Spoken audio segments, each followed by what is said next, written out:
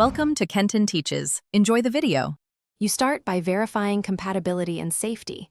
Confirm the exact laptop model and whether it accepts an MXM or soldered GPU. Once done, power down, remove the charger, and disconnect the internal battery to prevent shorts.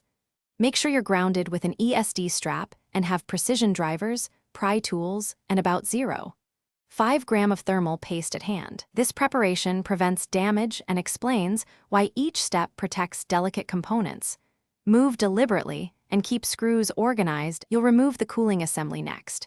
Unplug the fan header, then loosen heat pipe and heatsink screws in the manufacturer's sequence so you don't warp the plate.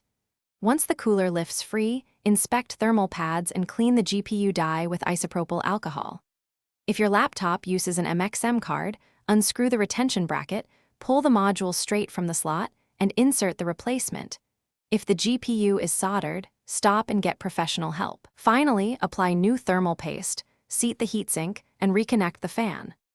You finish by reassembling the case, reconnecting the internal battery, and powering onto the BIOS so you can confirm the new GPU is recognized and set any required options. Once in the OS, install the vendor drivers. Use safe mode if the system is unstable.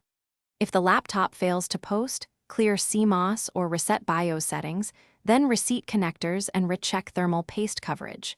If you still see no output, connect an external monitor and verify the GPU's output before seeking professional repair.